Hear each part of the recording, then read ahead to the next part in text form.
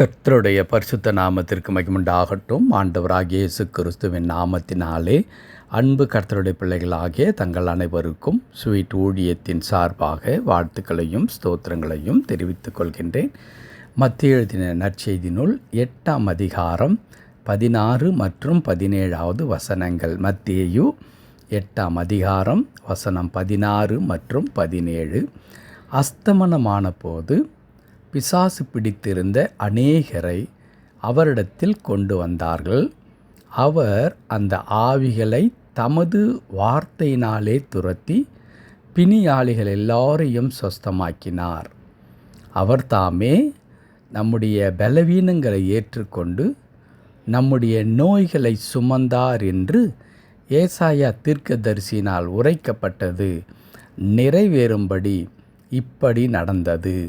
அவர் தாமே நம்முடைய பலவீனங்களை ஏற்றுக்கொண்டு நம்முடைய நோய்களை சுமந்தார் என்று ஏசாயா தீர்க்கதரிசியினால் உரைக்கப்பட்டது நிறைவேறும்படி இப்படி நடந்தது. என் அன்பு கடவுளுடைய பிள்ளைகளே, ஆண்டவராகிய இயேசு கிறிஸ்துவின் மரணம் ஒரு விபத்து அல்லவே அல்ல என்பதற்கு வேதத்தில் அநேக சான்றுகள் இருக்கிறது. இயேசு கிறிஸ்துவின் பாடு மரணத்தையும் உயிர்த்தெழுதலையும் பல ஆண்டுகளுக்கு முன்பதாக தீர்க்க தரிசனமாக அநேக கடவுளுடைய பிள்ளைகள் அறிவித்திருக்கிறார்கள். குறிப்பாக ஏசாயா தீர்க்கதரிசி கூட அதை மிகவும் தெளிவாக அவருடைய பிறப்பை குறித்து, மரணத்தை குறித்து, பாடுகளை குறித்து முன்னறிவித்திருக்கின்றார். அந்த தீர்க்க தரிசன நிறைவேறுதலை இங்கே மத்தேயு 8ஆம் அதிகாரத்தில் நடக்கின்ற நிகழ்ச்சியோடு கூட அங்கே ஒப்பிட்டு அந்த தீர்க்க தரிசனத்தினுடைய நிறைவேறுதலாக அந்த காரியங்கள் சொல்லப்படுகிறதை நாம் பார்க்கின்றோம். அஸ்தமனமான போது மாலை நேரத்தில் அங்கே இருக்கிற மக்கள் என்ன செய்தார்கள்? தங்களுக்கு தெரிந்த அல்லது தங்கள் வீட்டில் இருக்கின்ற பிசாசு பிடித்திருந்த மக்களையும் அங்கே பலவிதமான வியாதியினாலே கஷ்டப்படுகிறதான மக்களையும் கொண்டு வந்து இயேசுவினிடத்தில் அவர்கள் விடுதலைக்காக வேண்டி நிற்கும் பொழுது ஆண்டவர் தம்முடைய வார்த்தையினாலே பிசாசுகளை துரத்தி அப்படி நோய்களை குணமாக்கினார் என்று சொல்லி மிக அற்புதமாக நாம் வாசிக்க கேட்டிருக்கின்றோம். அது மாத்திரமல்ல, அதற்கு அடுத்த வசனத்தில் தான் இப்படி சொல்லப்படுகிறது, அவர் தாமே நம்முடைய பலவீனங்களை ஏற்றுக்கொண்டு நம்முடைய நோய்களை சுமந்தார் என்று தீர்க்கதரிசி ஏசாயா எழுதின அந்த வார்த்தை நிறைவேறுகிறதாக அந்த இடத்துல சொல்லப்படுகிறது.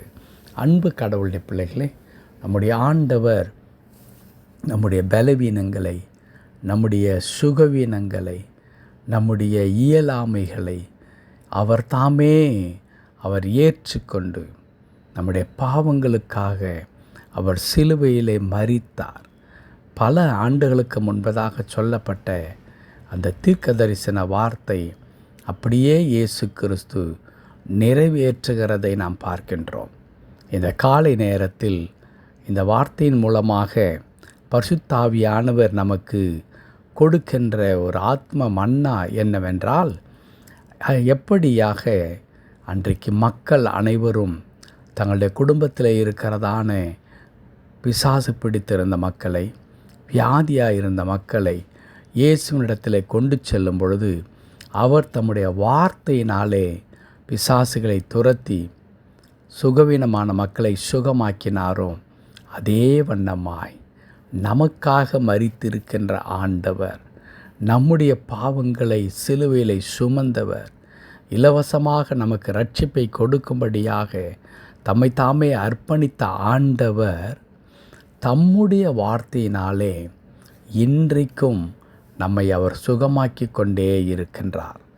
ஒவ்வொரு நாளும் கர்த்தருடைய வார்த்தை நம்மை அற்புதமாக வழி நடத்துவது மாத்திரமல்ல, நம்மை சுகமாக்குகிற ஒரு அருமருந்தாக கடவுளுடைய வார்த்தை திகழ்ந்து கொண்டே இருக்கிறது.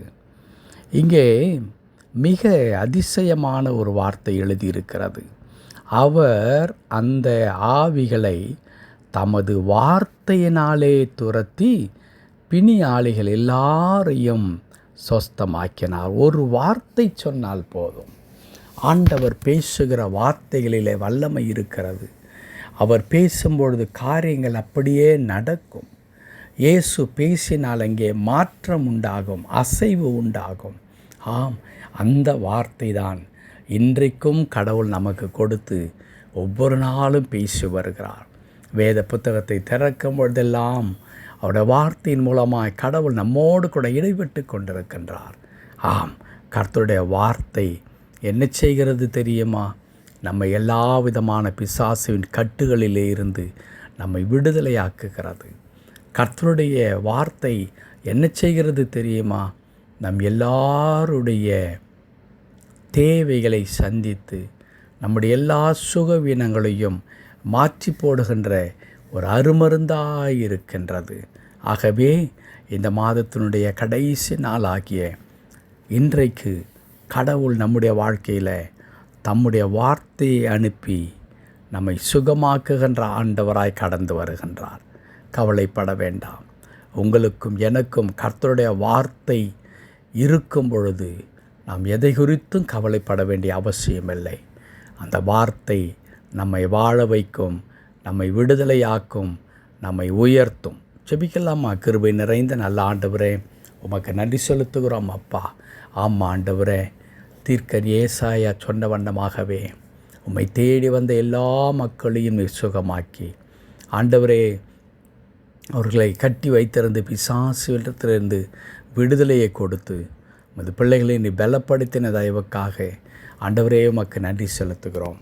இன்றைக்கும் சிலுவையில் மரித்த இயேசு கிறிஸ்து எங்கள் பாவங்களை எல்லாம் கழுவி எங்களுடைய நோய்களை குணமாக்கி இதோ எங்களை சமாதானத்தோடு கூட காத்து நீர் வழி நடத்தி வருவதற்காக இந்த மாதம் முழுவதும் அப்படி செய்த கடவுள் இந்த மாதத்தினுடைய கடைசி நாளாகிய இன்றைக்கும் தேவரீர் எங்களை பொறுப்படுத்த எங்களை வழி நடத்துவதற்கும் எங்களுடைய எல்லா தேவைகளையும் சந்திப்பதற்கும் ஆண்டவரே, எங்களுடைய சரீரத்தில் இருக்கிறதான காயங்கள், வியாதிகள், எங்களுடைய மனதிலே இருக்கிற காயங்கள், வடுக்கள் எல்லாவற்றும் இரத்தத்தினாலே கழுவி எங்களை பலப்படுத்த போவதற்காக நன்றி செலுத்துகிறோம்.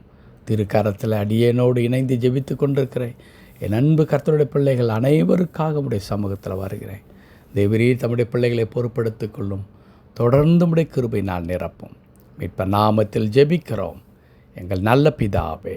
ஆமென், ஆமென்.